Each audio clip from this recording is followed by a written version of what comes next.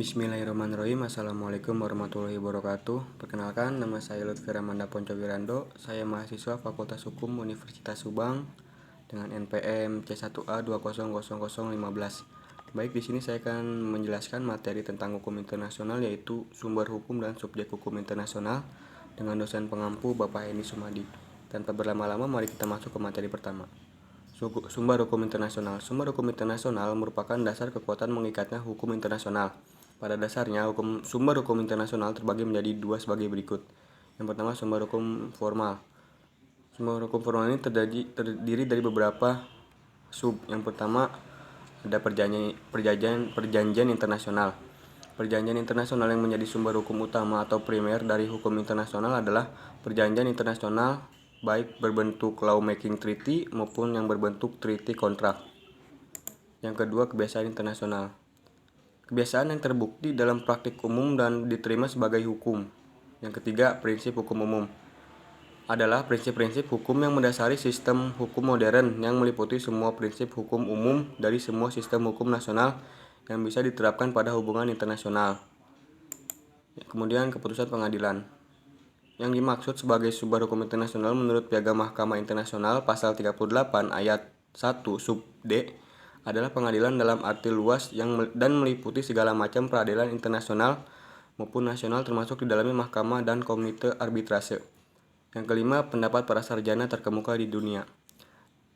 Dapat dijadikan pegangan atau pedoman untuk menemukan apa yang menjadi hukum internasional, terlebih bagi sarjana yang bertindak dalam suatu fungsi yang secara langsung berkaitan dengan upaya penyelesaian persoalan hukum internasional. Kemudian, sumber hukum material. Sumber hukum material adalah sumber hukum yang membahas materi dasar tentang substansi dan perbuatan hukum itu sendiri, atau prinsip-prinsip yang menentukan isi ketentuan hukum internasional yang berlaku. Kemudian, subjek hukum internasional. Subjek hukum adalah semua entitas yang dimiliki dan dapat melaksanakan hak dan kewajiban yang diatur menurut hukum internasional. Di sini ada beberapa subjek hukum internasional. Yang pertama, negara. Yang kedua, organisasi internasional. Yang ketiga, individu. Yang keempat, tahta suci Vatikan. Yang kelima, perusahaan multinasional. Dan yang keenam, kaum pemberontak atau berligensi. Negara. Menurut Konvensi Montevideo tahun 1949 mengenai hak dan kewajiban negara, kualifikasi suatu negara untuk disebut sebagai pribadi dalam hukum internasional adalah: yang pertama, penduduk yang tetap. Yang kedua, wilayah tertentu. Yang ketiga, pemerintahan. Yang keempat, kemampuan untuk mengadakan hubungan dengan negara lain. Kemudian, organisasi internasional. Kualifikasi organisasi internasional menurut Theodore A. Columbus dan James H. Wolfe, yaitu satu, organisasi internasional yang memiliki keanggotaan secara global dengan maksud dan tujuan yang bersifat umum. Contohnya adalah Perserikatan Bangsa-Bangsa. Kemudian, individu.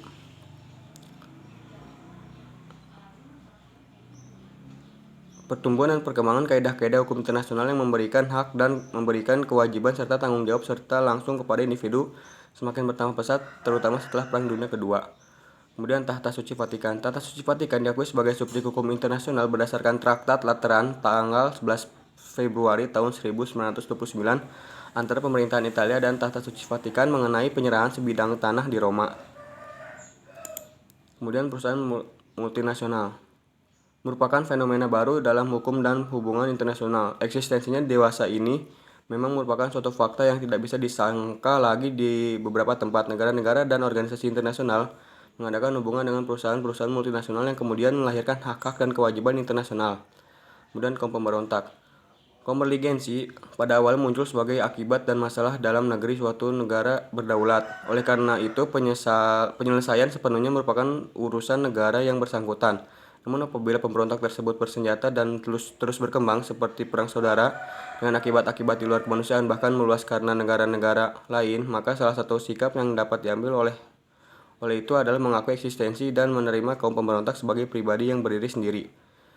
Sekian yang bisa saya sampaikan. Mohon maaf bila ada salah-salah kata. Wabillahi taufiq wal hidayah. Wassalamualaikum warahmatullahi wabarakatuh.